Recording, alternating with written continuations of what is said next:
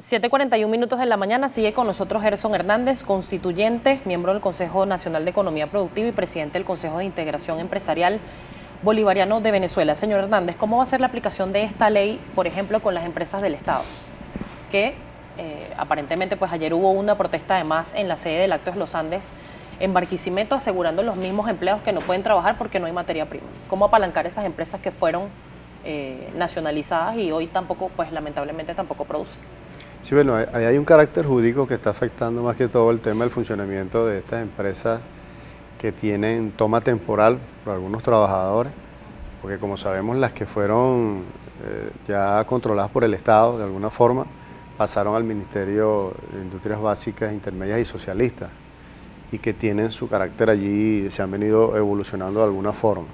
Pero las que han tenido el tema de la toma por la parte de los trabajadores no tienen asidero jurídico todavía porque no forman parte ni de los trabajadores ni del Estado porque están en un proceso jurídico todavía, ¿no? Y tenemos algunos casos específicos como la General Motors que se fue y entonces allí también hay algunos temas puntuales. ¿Por qué se ha prolongado tanto esa estabilidad de esas empresas? Porque el tema, como fue abandono por parte de los patronos, hay un proceso que lamentablemente tiene que cumplir con unos parámetros y debe de llegar al acuerdo. Hay casos incluso donde hay personas que han estado demandando la pertenencia de esas empresas sin ser los dueños, sino por uso de costumbre y el derecho así lo aplica, ¿no?, en su momento. Ahora bien, lo importante es lograr realmente para la reactivación de estas empresas la participación también del sector privado que se puede incorporar de manera directa en el tema de la inversión. Hay muchos casos, conozco el caso de 22 empresas específicas que están ahora en ese proceso y donde nosotros hemos hecho saber la voluntad que existe de parte nuestra por incorporarnos a ese tipo de alianzas estratégicas que se puedan hacer para reactivar ese aparato productivo que están allí. El concepto de los trabajadores con la toma de las plantas no ha dado el mejor resultado porque hay un tema de inversión, o sea, ¿quién invierte para que se puedan activar nuevamente las líneas de producción? Entonces ahí es donde ha estado prácticamente el dilema. Hay empresas que tienen un año, un par de años también allí en esa diligencia, por llamarlo de alguna forma, y se están tomando los correctivos allí. De hecho, hay representación de los trabajadores dentro de la Asamblea Nacional Constituyente que están bien abocados al tema. Hay una situación de fondo que es el tema de producción. Escuchamos en reiteradas oportunidades, casi todos los días, a los representantes de FENAGA, FEDEAGRO, pues bueno, la gente de Consecomercio que denuncia que en este momento estamos pisando ya el 90% de escasez de productos y vale ser ciudadano e ir a un supermercado para no conseguir básicamente nada. ¿Cómo lograr apalancar el aparato productivo nacional para que Venezuela deje de depender de las importaciones? Que mira, ¿se puede en este modelo económico? Sí, por supuesto que sí, de hecho las condiciones están dadas. Lo que pasa es que sigue siendo un factor fundamental en este tipo de acciones el factor político. Hay decisiones políticas que son del Estado y hay decisiones que los empresarios tienen que entender que no deben de apegarse a lo político, o sea, deben de ¿Y el gobierno entiende también que no tiene que apegarse a lo político? No, pues son políticas de Estado.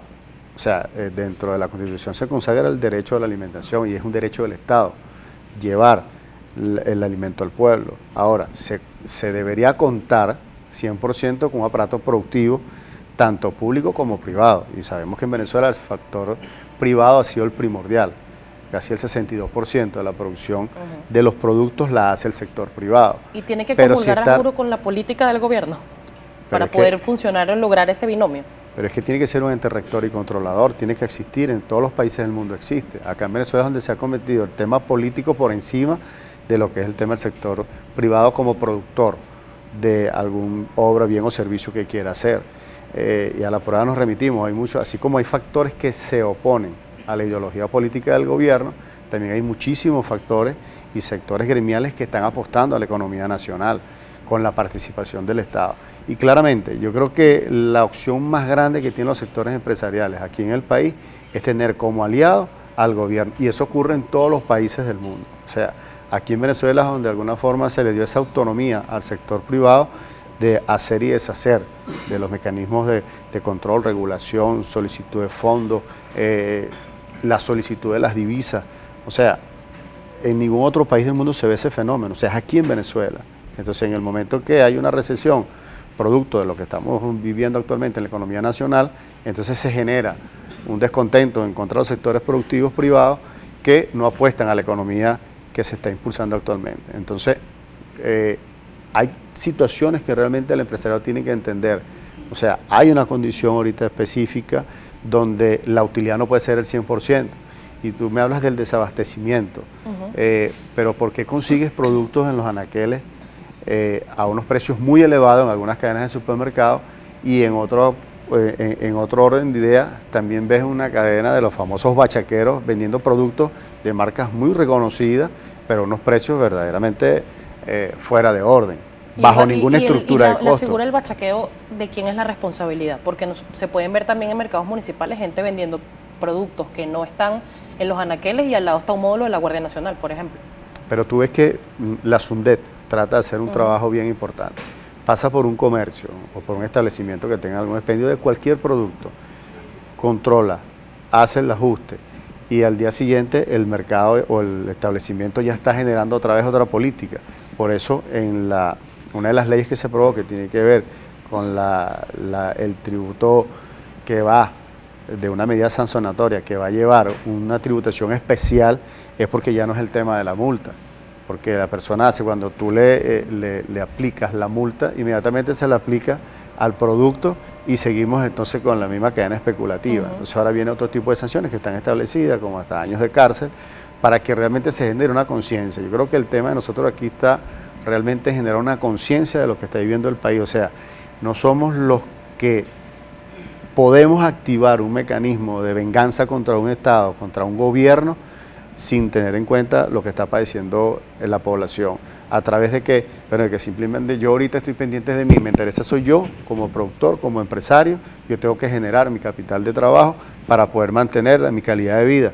No me importa lo que esté ocurriendo con la población. Pero esas leyes van a tomar en cuenta, por ejemplo, la capacidad, la estructura de costos en su totalidad, porque hay un tema también que lamentablemente aquí sube el salario y sube todo.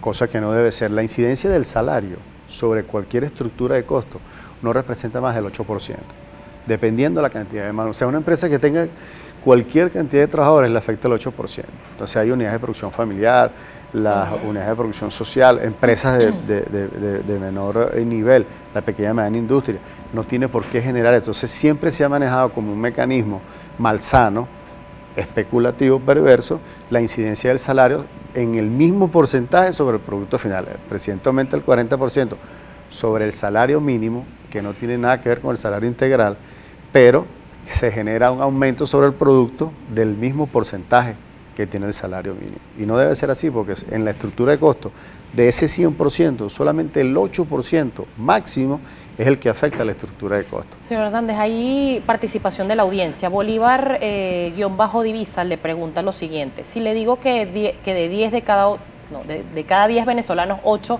quieren un cambio de modelo en la economía con vías a la dolarización, ¿lo creería?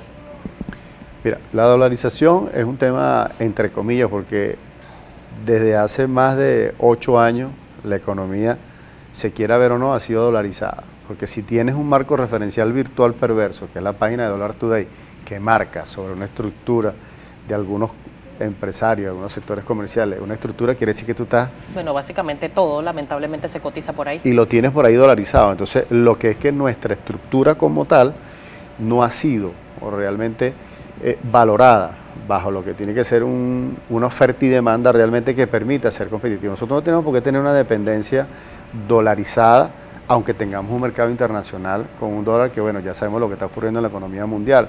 Vemos otras monedas que están surgiendo, como el tema del yuan, el tema del rublo, la ripia, que son otras monedas que están saliendo y que nosotros, dentro de lo que es la economía nacional, estamos buscando también esas alternativas, sumado a la iniciativa que acaba de tener el presidente de adecuarse al modelo de la globalización mundial con el tema de la criptodivisa y que estamos generando el petro, que sin duda alguna va a venir a marcar una pauta muy importante dentro de la economía nacional, porque de alguna forma se va a eliminar la dolarización en el país.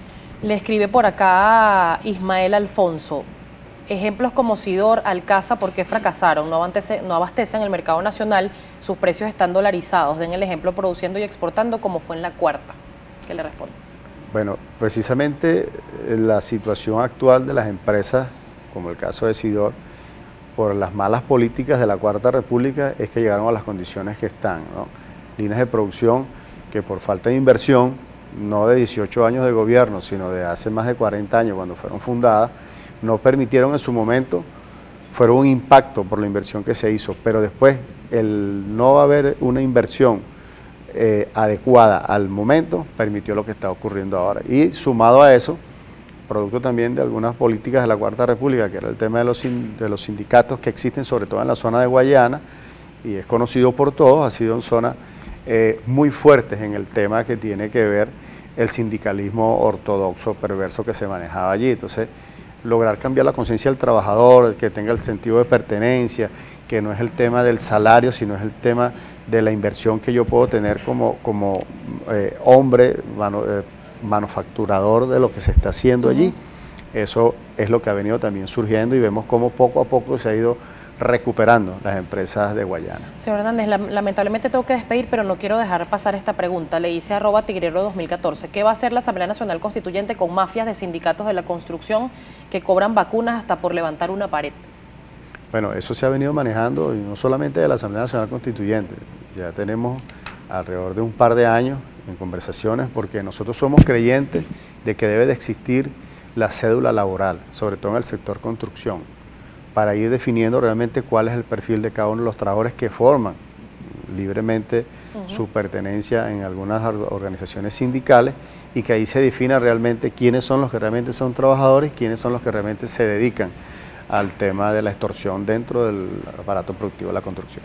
Muchísimas gracias, señor Hernández, por acompañarnos. Era Gerson Hernández, constituyente, presidente de la Cámara Bolivariana de la Construcción, miembro del Consejo Nacional de Economía Productiva y además presidente del Consejo de Integración Empresarial Bolivariano de Venezuela. Son las 7.